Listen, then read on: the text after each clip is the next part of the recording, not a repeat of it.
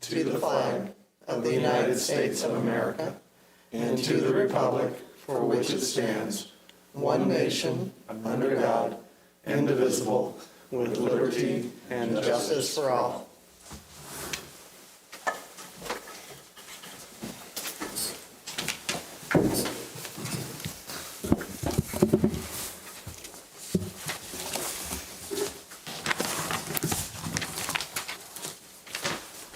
Good evening and welcome to the October 12th, 2021 school board meeting for the town of Speedway. We are working from a 12-item agenda. The first item on the agenda this evening is to approve the minutes of our last regular meeting, which was held the 24th of September, 2021.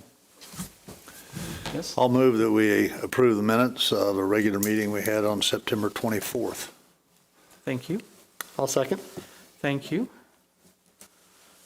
Is there any discussion of the item? Very well. Are we going to vote? I think we ought to. All those in favor of approving the minutes, please signify by raising a hand. And by my not being there, I will not be voting. Aye. And those opposed? And abstentions. Thank you. 3, 0, and 1.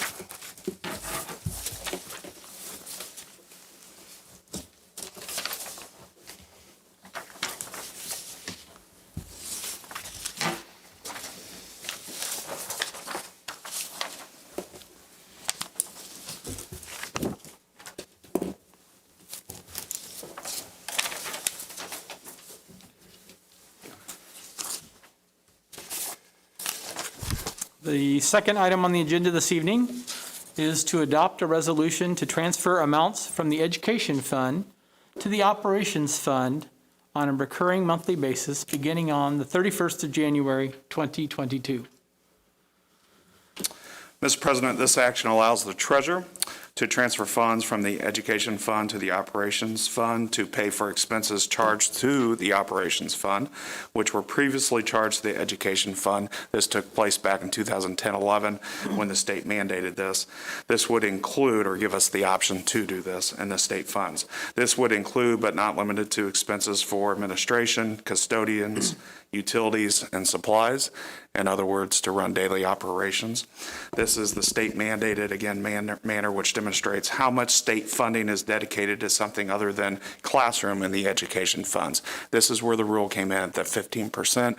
Speedway schools, I'm very proud to say, we never hit the 15% on the transfers. Thank you. Is there a motion concerning the resolution? I move that we adopt the resolution to transfer amounts from the Education Fund to the Operations Fund on a recurring monthly basis beginning in January of 2022. Thank you very much. And a second? I'll second. Thank you. Is there discussion or commentary on the resolution? Hearing and seeing none. All those in favor would signify. And that passes unanimously. So then we dramatically pause to sign.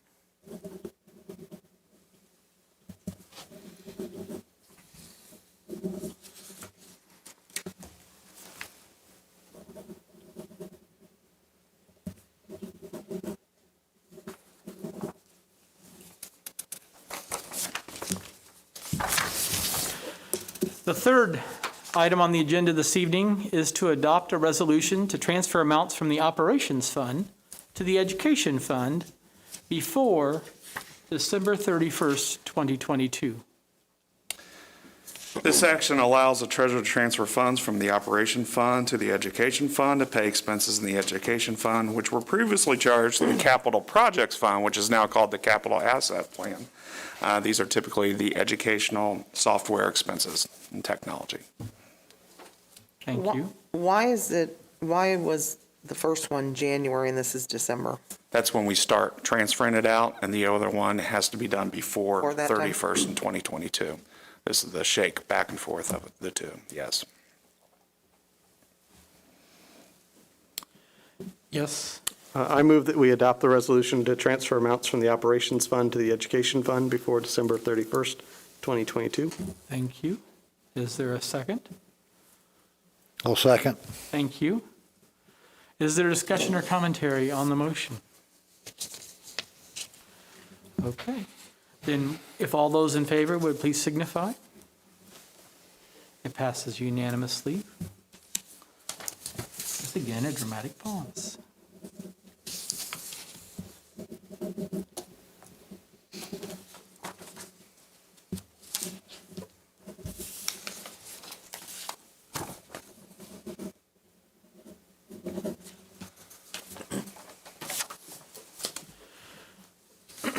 The fourth item on the agenda this evening is to adopt a resolution to transfer amounts from the Referendum Fund to the Education Fund before December 31st, 2022. This resolution, like the one before, instead of reoccurring that starts after January, this is sometimes only a one-time deal that we do the transfer. So that's why it's before that, so we know exactly where the money is. And they're both minimal, but this one is the action that allows Treasurer to transfer funds of Referendum to the Education Fund to pay expenses in the Education Fund, which were previously charged to the Referendum. These are expenses associated with ECA or extracurricular activities, our coaches, academic coaches, band, choir, and clubs. And again, this was all changed years ago to where you had to line item exactly where the money goes. So this has been a yearly thing that we've done every year for the last 10 years. Is there a motion concerning this resolution? I move that we adopt the resolution to transfer amounts from the Referendum Fund to the Education Fund before December 31, 2022. Thank you. And a second? Thank you. Is there any discussion on this item before voting? Hearing and seeing none, if all those in favor of this resolution and motion would signify. And that passes unanimously again.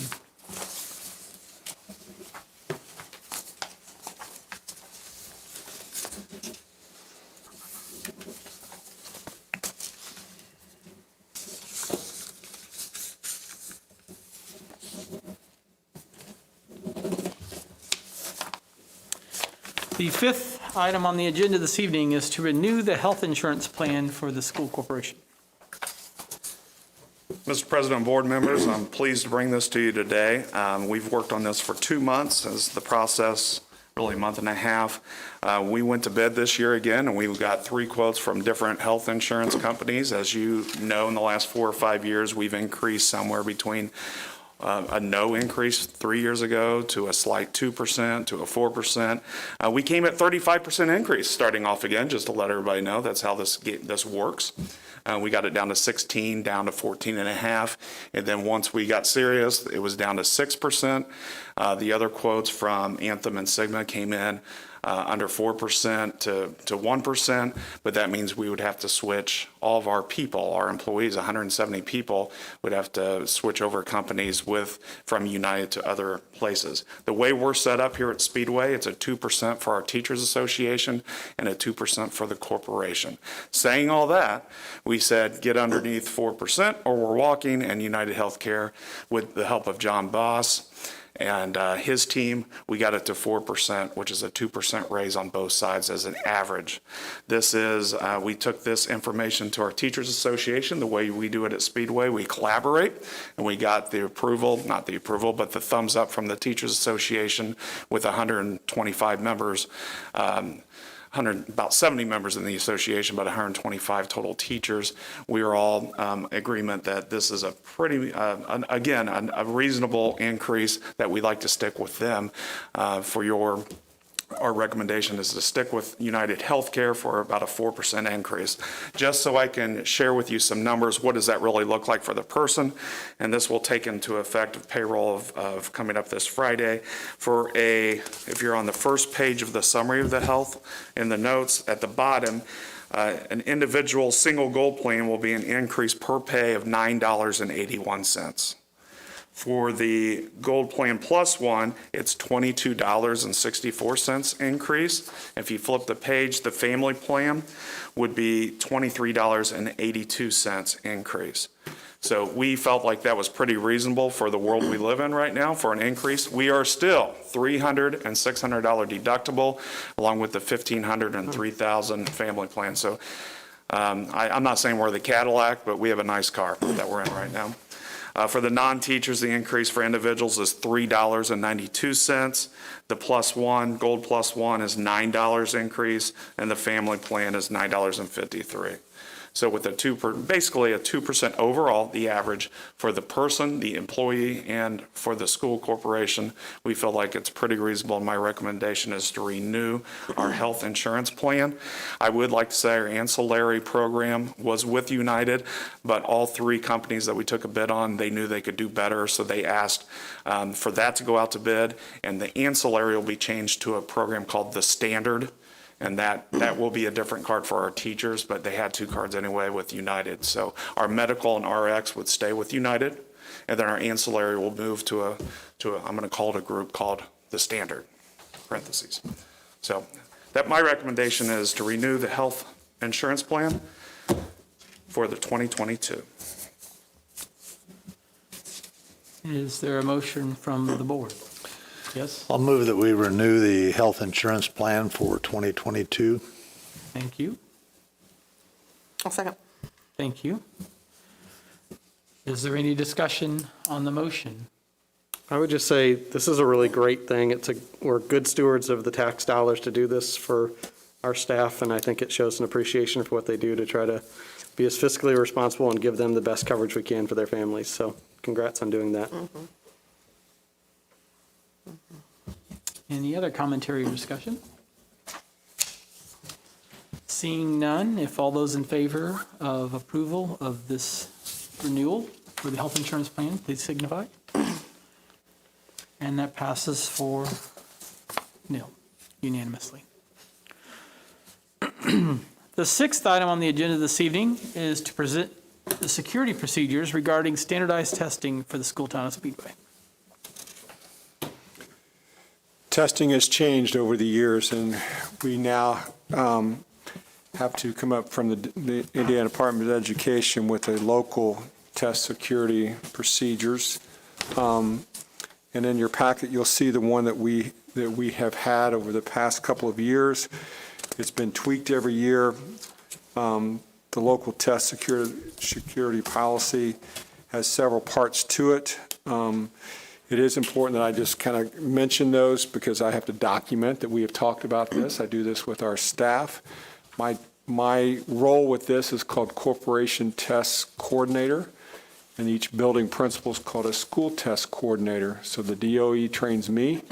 I, in turn, train the school test coordinators. School test coordinators then train the staff of their buildings. So we have to come up with a test security policy through this process, and you'll see that there's a section on ethical practices and procedures, test preparation materials review. This is the part where you can't go over just testing questions. Training requirements, monitoring of the testing, test schedule.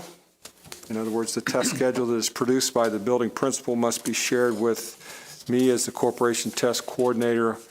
And then finally addressing test security concerns if those should come up. So this is a procedure we go through each year, a process of training our staff on what is appropriate for as far as test security. I will tell you as a board that all staff have to go through a test security and integrity training, and that has to be completed by October 29th. They have to also sign off on an agreement about test security and integrity. And I would say as of right now that most of our staff has completed that, and I will assure you they will all complete it before October 29th. Any questions on the test security policies? Not on the security itself, but what's the window of when the testing occurs?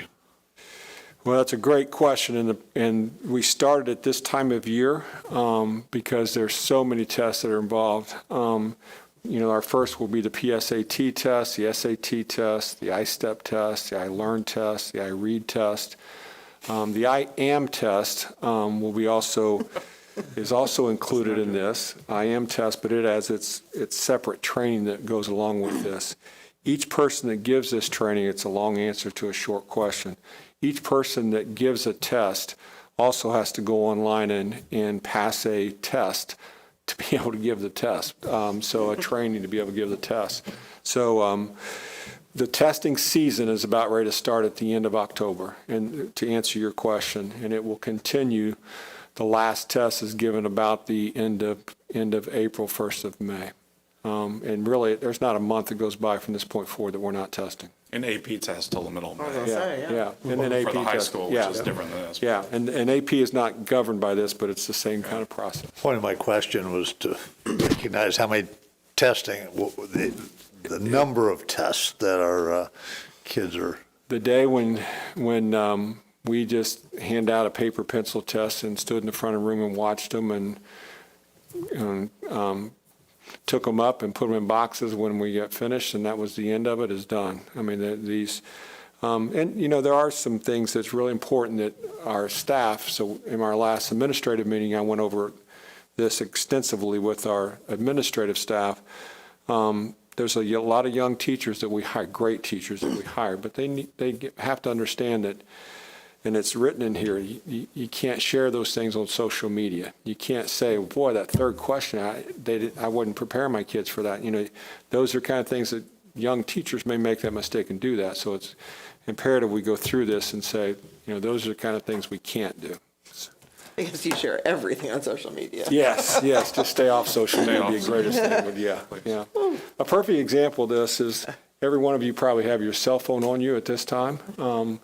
When you do testing, the standardized testing, there cannot be cell phones in the classroom. With the teacher can't have their cell phone in the classroom. Smartwatches has to be taken off during the testing process. So it's just a different age we live in. So a very extensive training to make sure those things are adhered to. Thank you very much. The seventh item on the agenda is report on the status with COVID-19. I could share all the good news tonight. COVID in Speedway schools continues to be less than any one of our neighbors. If you read things in the paper, you hear things on the news. Currently, we have 11 people. When I say people, I mean staff, students, teachers that are out with COVID. 6 close contacts, 3 people that are not in school, or 6 people that are not in school because they're considered a close contact, and 3 of those aren't because they were a close contact at school. They were close contact away from school, so therefore they can't come to school. All but 2 of these 11 are due back after fall break. So when we start back on October 18th, all but 2 of those will be back, and we can anticipate fall break will probably have a little bit of a spread. But since August 3rd, the start of school, we've had 69 positive cases from all of our people, 60 close contacts, considered close contacts, and 52 of those close contacts occurred before September 2nd. Since September 2nd, our new procedures, we've only had 8 students that didn't have to or had to miss school because they were considered close contacts. So knock on wood, it's going well. It's going well, and I think part of that is our procedures that we have in place when we do have a positive case. Is there any questions with our COVID? No, I don't believe so. What's our number when we return? 2. We'll have 2 at this point. 2. It changes about every 2 hours. And- So at one point, we were at 0. And And by the way, those 2 are adults. They're not students when we return. So for the first time in a long time, we'll be full force with students as of this moment right now. Yes. Okay. And that could change, as you know, tonight, but that's what it is as of right now. All right. Thank you, you very John, much. for all your work with that. Yes. I know that's no easy task. Thank you. Thank you. The 8th item on our agenda this evening is to approve an ISBA policy. Enclosed in your packet is the most updated anti-harassment policy. Michelle Cooper and Julie Slavens with the ISBA has updated this language, and the changes will update our policy to match what is required by law. The recommendation is to approve the anti-harassment policy. I move that we approve the new ISBA policy as presented. Thank you. I'll second. Thank you. Is there discussion or commentary on this policy? Seeing and hearing none, all those in favor of adopting this policy signify. And it passes unanimously. The 9th item on the agenda this evening is to acknowledge the grants that we received at Speedway Schools. And this month's total is $371,152.80.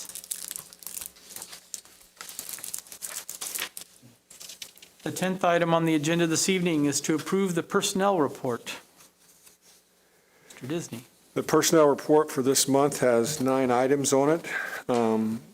The first, we'll talk about resignations, and one of those is David Berry, a custodian at Newby Elementary School, and he has been a long time, very appreciated custodian, but he has submitted his letter of resignation that you'll see in your packet. He will definitely be missed.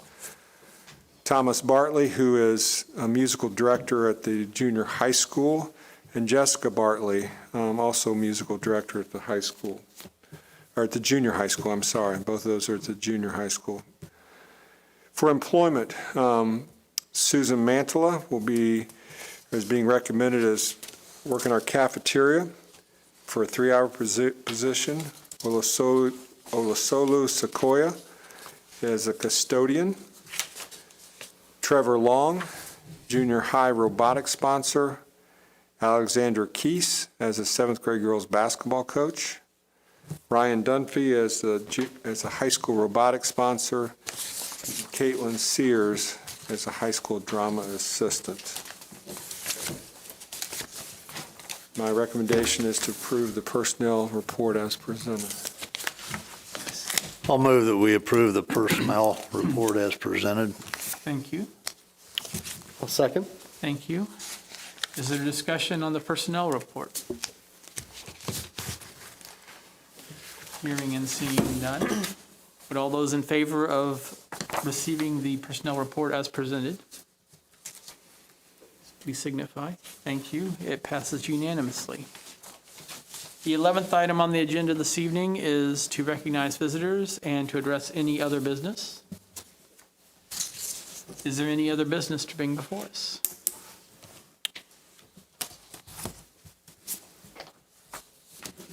Very well. The 12th item on our agenda is to approve claims. So we will adjourn and approve claims. Thank you all very much.